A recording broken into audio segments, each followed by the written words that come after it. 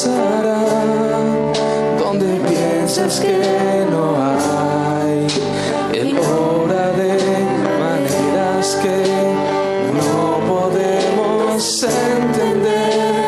Él me guiará y a su lado yo estaré.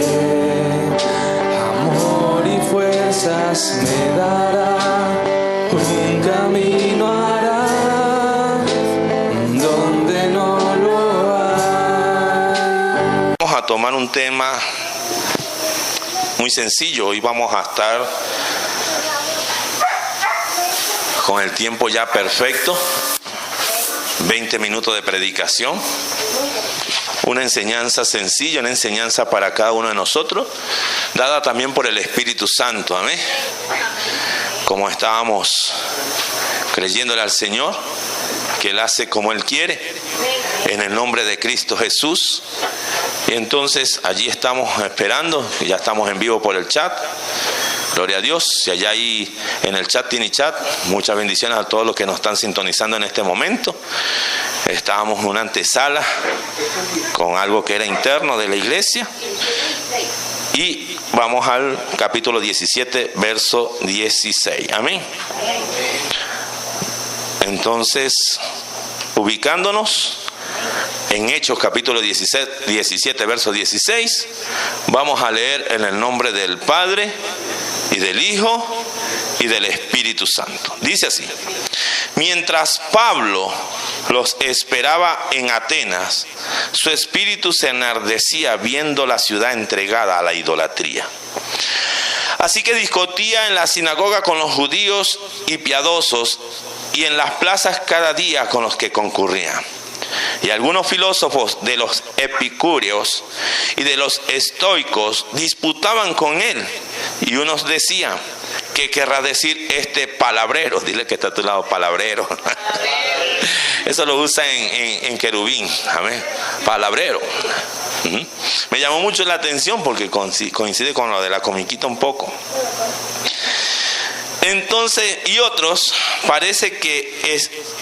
decían: parece que es predicador de nuevos dioses, porque les predicaba el evangelio de Jesús y de la resurrección. Y tomándole le trajeron a Areópago, diciendo: ¿podremos saber qué es esta nueva enseñanza de que hablas? Pues traes a nuestros oídos cosas extrañas. Queremos pues saber qué quieres decir esto. Porque todos los atenienses y los extranjeros residentes de allí en ninguna otra cosa se interesaban sino en el decir o en oír algo nuevo. Entonces Pablo, puesto en pie en medio de Areópago, dijo: varones atenienses, en todo observo que sois muy religiosos, porque pasando y mirando vuestros santuarios, hallé también un altar en el cual estaba esta inscripción: al Dios no conocido, al que vosotros adoráis, pues sin conocerle, es a quien yo os anuncio. El Dios que hizo el mundo y todas las cosas que en él hay, siendo Señor del cielo y de la tierra, no habita en templos hechos por manos humanas, ni es honrado por manos de hombres, como si necesitase de algo, pues él es quien da a todos vida y aliento y todas las cosas. Y de una sangre ha hecho todo el linaje de los hombres para que habiten sobre la faz de la tierra, y le ha prefijado el orden de los tiempos y de los límites de su habitación, para que busquen a Dios si en alguna manera palpando puedan hallarle, aunque ciertamente no está lejos de cada uno de nosotros, porque en él vivimos y nos movemos y somos, como algunos de vuestros propios poetas también han dicho, porque linaje suyo somos. Siendo pues linajes de Dios, no debemos pensar que la divinidad sea semejante a oro o a plata o piedra, escultura de arte y de imaginación de hombre. Pero Dios, habiendo pasado por alto los tiempos de esta ignorancia, ahora manda a todos los hombres en todo lugar que se arrepientan, por cuanto ha establecido un día en el el cual juzgará al mundo con justicia por aquel varón a quien designó, dando fe a todos los que haberle levantado de los muertos. Pero cuando oyeron lo de la resurrección de los muertos, unos se burlaban y otros decían: ya te oiremos acerca de esto otra vez. Y así Pablo salió de en medio de ellos, mas algunos creyeron juntándose con él, entre los cuales estaba Dionisio el Areopagita y una mujer llamada Damaris, y otros con ellos. Amén. Aleluya. Pueden sentarse, mis hermanos. La gloria sea para el Señor, para que vive y reina por los siglos de los siglos. Estamos en vivo y en directo por Shalom TV. Aleluya. Gloria al que vive. Amén. ¿Quién vive? ¿Quién vive? Y a su nombre, y a su pueblo. Aleluya. La victoria sea para el que vive y reina. Aquí estamos viendo al apóstol Pablo. El apóstol que en muchas de las ocasiones narra en cada carta las acechanzas y las cosas que él, empeñado en llevar la palabra de Dios, le sucedían. Y él estaba en ese momento como de turista, estaba pasando por esta región de este lugar donde se encontraban este grupo o estas dos grupos o dos tendencias que existían en Atenas. Pablo en Atenas, aún él predicaba la palabra de Dios, tanto en la sinagoga como en las plazas, y en esa plaza era donde más se la pasaban estos filósofos, tratando de hablar de su filosofía o discutir entre esas dos tendencias que existían allí, de esa filosofía que albergaba a Atenas, y además de ello aprovechaban de hacer sus negocios, sus transacciones en ese lugar. Pablo ve con mucha preocupación y mucho dolor cómo Atenas está entregada a la idolatría, cómo Atenas está entregada al pecado, y eso hace que Pablo comience a predicar también el evangelio de nuestro Señor Jesucristo, un evangelio sencillo, un evangelio que invita a que nos arrepintamos, pero muchas características de estas dos tendencias que están en ese lugar están hoy en día. Incluso en la iglesia se mete a veces la religiosidad, y la religiosidad hay que echarla fuera inmediatamente, porque trae estas dos tendencias consigo para que nos hagamos y nos creamos que estamos ya autosuficientes en las cosas de Dios. Por eso que Pablo aprovecha al ver que en esos altares había una escritura donde no había ninguna imagen y adoraban al Dios no conocido, y él usa esa posibilidad de enseñarle que ese es el Dios que él está enseñando, un Dios que tú no conoces, pero es un Dios que es dueño de todo. Aleluya. Es un Dios que es dueño hasta de tu vida. Es un Dios que de un sola sangre hizo todos los linajes. Aleluya. Porque de Adán y Eva somos descendientes. Y eso le extrañó a esta gente. ¿Cómo va a ser posible?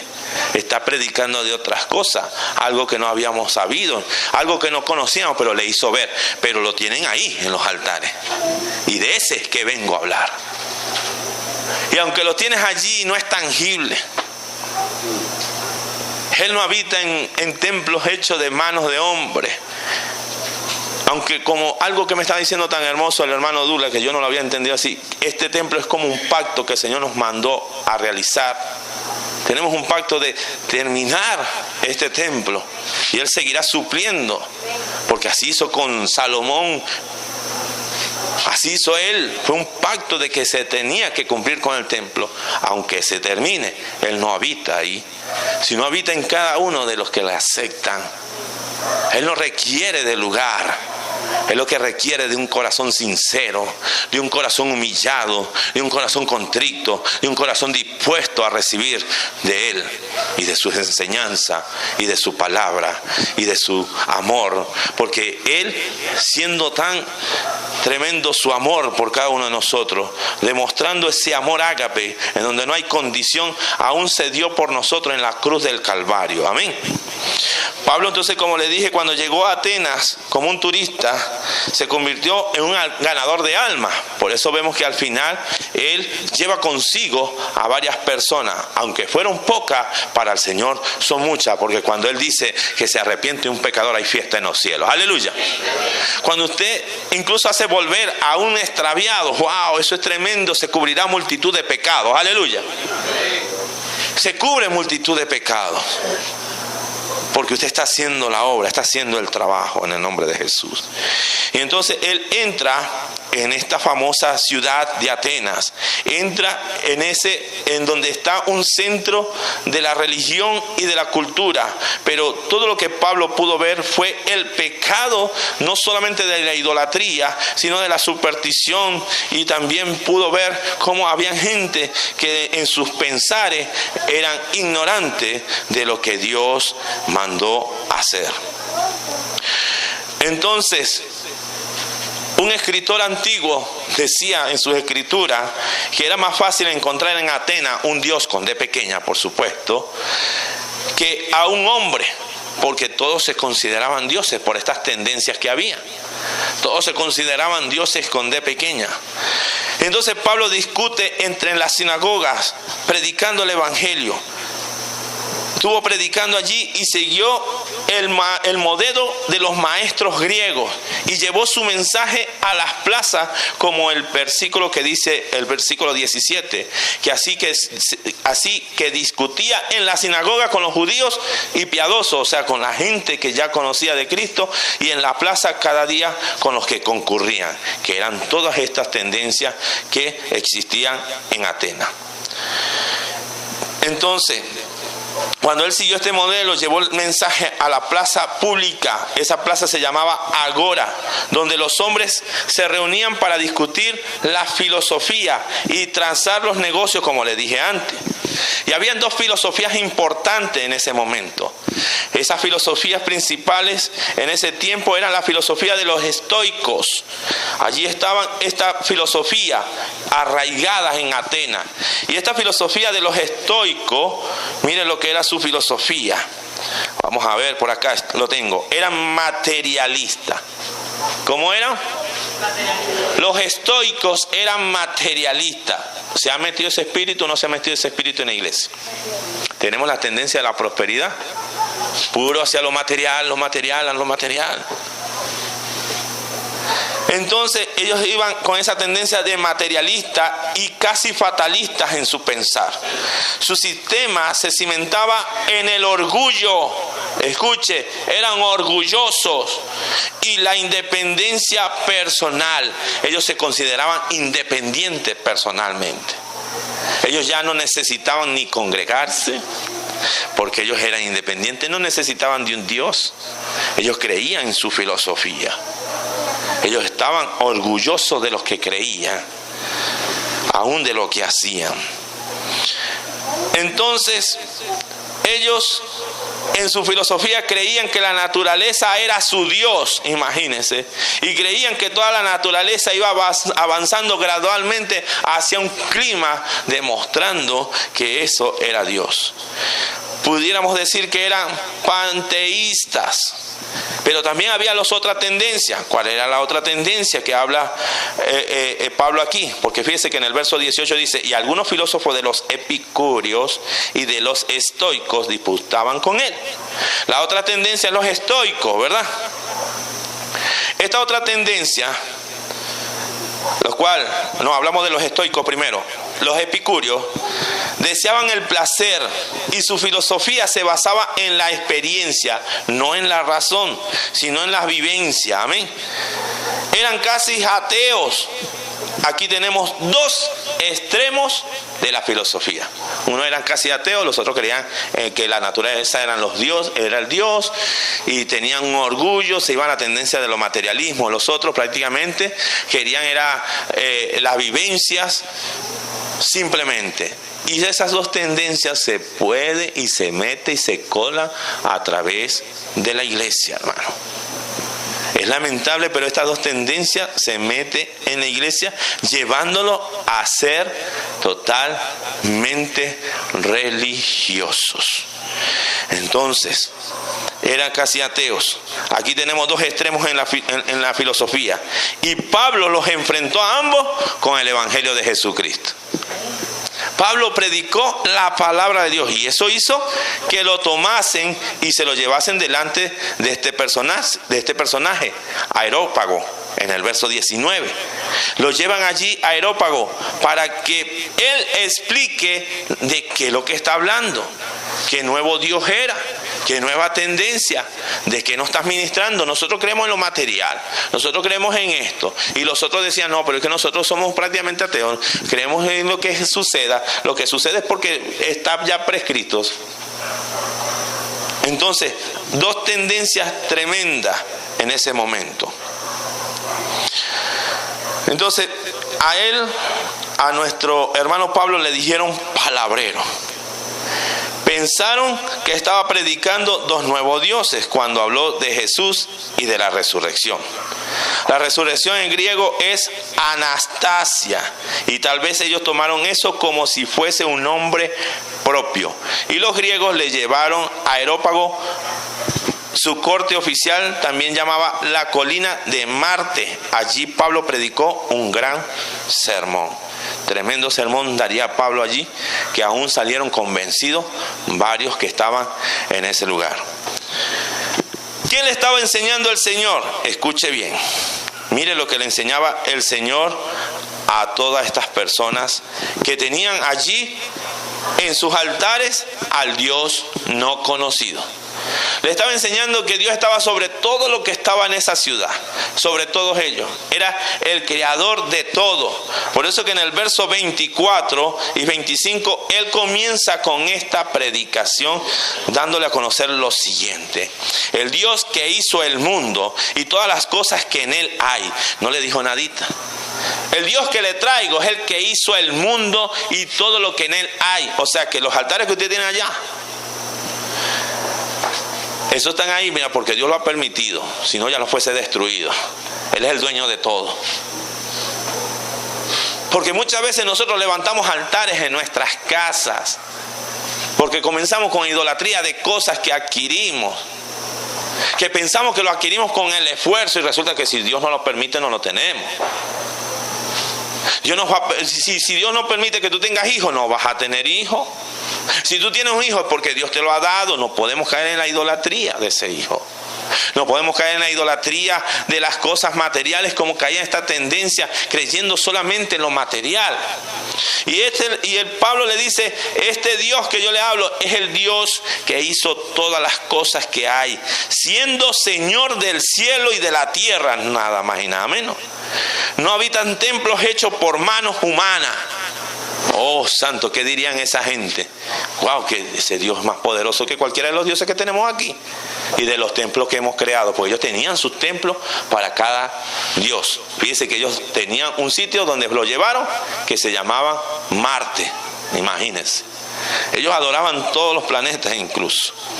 Entonces los griegos creían diferentes teorías acerca de la creación e incluso se inclinaban a cierta forma de evolución, lo cual escuchamos hoy en día. La evolución del mono, que el hombre evolucionó porque el mono evolucionó. Creían en muchas cosas que hoy en día se mete en gente y comienza a desviarse del cristianismo verdadero porque le dan más valor a esas cosas que a las que nosotros conocemos a través de la palabra. Entonces se inclinaban a cierta forma de evolución. Pablo afirmó sin rodeo que Dios creó todo y no vivía en templos hechos por hombre. Dios da la vida a todo. En realidad el hombre no puede darle nada a Él. Así que nosotros todo lo que hagamos no le vamos a poder darle nada al Señor. Aunque todo, dice el Señor, que lo hagamos como para Él. Pero Él es el dueño de todo. ¿Qué le podemos dar a Él? Por eso que lo único que nos pide es el corazón. Lo que nos pide es nuestra vida. Que vivamos para Él. Que ya no vivamos nosotros, sino que viva Cristo en nosotros. ¡Aleluya! Gloria a su nombre. Eso es lo que desea el Señor. Y aún así, Pablo en su discurso, en su predicación, en su sermón, Él le hace ver que Él es el gobernante. Verso 26 al 29. Y de una sangre, le dice, ha hecho todo el linaje de los hombres para que habiten sobre toda la faz de la tierra, y le ha prefijado el orden de los tiempos y los límites de su habitación. Tú tienes un límite de vida. Por eso que la gente no entiende cuando uno le dice, mire, no, este es un pasajero. Usted no sabe cuánto tiempo va a vivir. Me encontré con el varón que se le murió al hijo, que yo les dije que era de un infarto, porque esa fue la noticia. Pues, ¿saben qué? No fue de un infarto. No saben de qué fue, hermano. 21 añitos. Pero gloria a Dios, ellos están gozosos porque saben que se lo llevó el Señor. Casi que es un arrebato, hermano. Porque sin haber tenido nada, no contándole ninguna enfermedad, partió de este mundo porque así lo quiso Dios. Se lo llevó casi como Enoc, con la diferencia que aquí sí vieron el cuerpo. Aleluya. Porque no sabemos cuánto tiempo, y a lo mejor antes que se fuese a perder, ¿verdad? O a lo mejor agradó tanto a Dios que Dios dijo, no, vámonos. ¿Qué vas a hacer tú aquí? Antes que te vengan a echar a perder. 21 años. Entonces él dice aquí, mire, ese Dios que yo le estoy predicando, ay, santo, le ha puesto los tiempos de los límites de su habitación. Aleluya.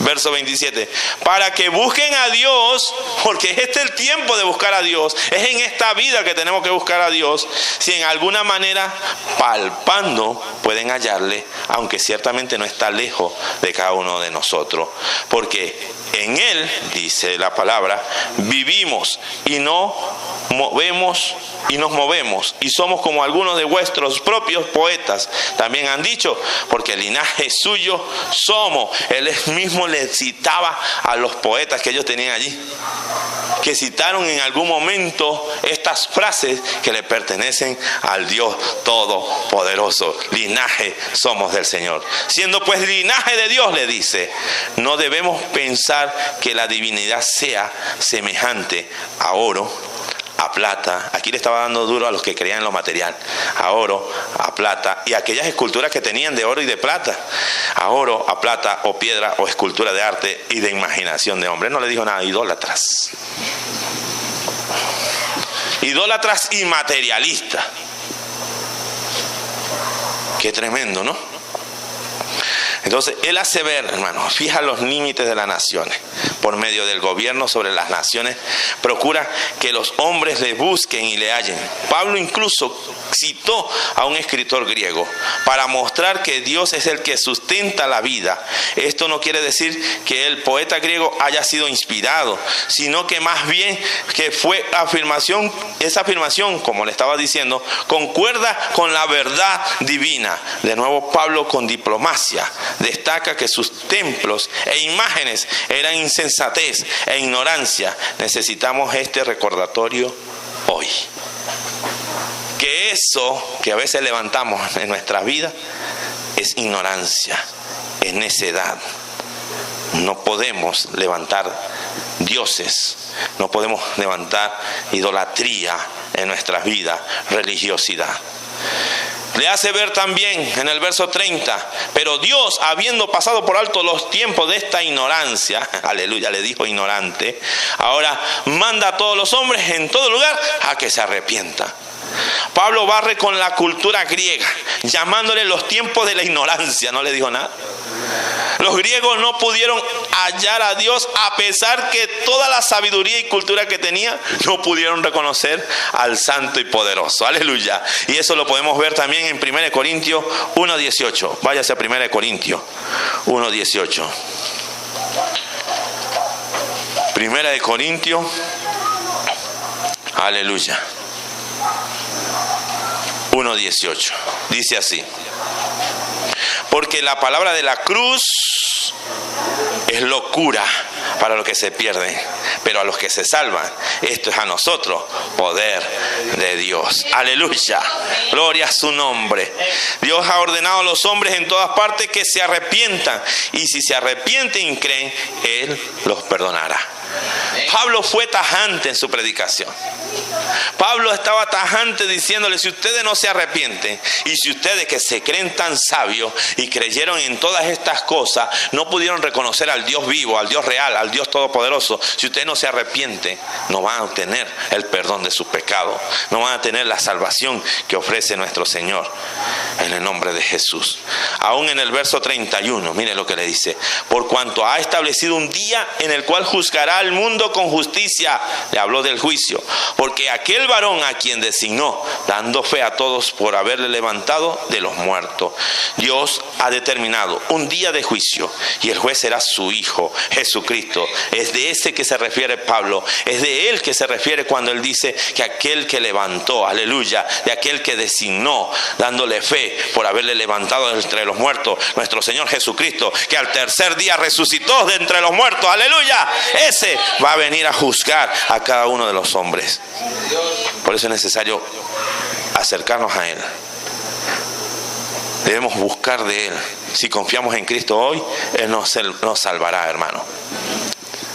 Entonces, cuando empezaron a escuchar sobre la resurrección, vino esta equivocación por el nombre que se usó, que esta gente pensó que se referían a un Dios, a dos dioses distintos, porque hablaba de Jesús y hablaba de la resurrección, y como la palabra resurrección aparentemente para ellos era como un nombre usado normalmente en las personas, en los dioses, ellos pensaban que se refería a otro Dios, pero cuando empezaron a entender que no se trataba de eso, ellos comenzaron a burlarse, y otros decían, ya te oiremos acerca de esto otra vez. Y así Pablo salió de en medio de ellos, después de dar la estocada, después de dar la predicación, salió de en medio de ellos, mas algunos creyeron juntándose con él, y entre los cuales estaba Dionisio, el Areópago, y una mujer llamada Damaris, y otros con ellos. Pablo, a pesar de todo, que estaba de paso por allí, por Atenas, llegó y ganó almas para nuestro Señor Jesucristo. En tu trabajo tú tienes que ganar almas para el Señor Jesucristo. Tú no sabes cuánto tiempo tú vas a estar en tu trabajo. Tú no sabes cuánto tiempo vas a durar en la universidad con las personas que estás. O en el sector donde vives, tarde o temprano también te puedes mudar. Tú no sabes y tienes que llegar y levantarte a predicar, porque en esos lugares también hay altares. En esos lugares también hay tendencias filosóficas, como en aquellos tiempos. Pero lo terrible es que se meta en la iglesia, hermano. Estas tendencias filosóficas se vayan y se metan en la iglesia. Y tiendan personas, hermanos, a terminar diciendo, yo creo en Dios y no necesito congregarme. Como yo creo en Dios no necesito hacer ayuno. Como yo creo en Dios, ¿para qué necesito pastor? ¿Para qué? Si solamente con orar en mi casa ya se hacen en la teoría de la autosuficiencia, y otros en la tendencia de que como ya tengo esto, tengo carro, tengo casa, tengo todo lo material que necesito, ya Dios está conmigo, no necesito nada. Y otro a través de la vivencia, no, yo también oro, yo el Señor también me responde, sí, pero no te estás congregando, no estás ayunando, no te estás compartiendo con los hermanos. Entonces hay que tener mucho cuidado con todas esas tendencias que aún en la iglesia están metiéndose y que en este mundo aún existe. Amén. En el nombre de Jesús vamos a ponernos en pie. Hemos cumplido con la batalla de hoy exactamente en el tiempo. La gloria sea para el Señor, que Él tiene el control de los tiempos, de todo. En el nombre de Cristo Jesús. El hermano Nahum, para el próximo domingo prepárese con esa canción. Amén. Que teníamos al hermano Nahum con una canción también, pero el próximo domingo, ya me habían dicho. Amén. Que la ensayaron hoy. Amén. En el nombre de Jesús. Quiero que para el próximo domingo, en el intermedio después de la alabanza, vamos a poner primeramente al hermano Nahum, ya que lo nombré, que se busque un salmo, como una lectura.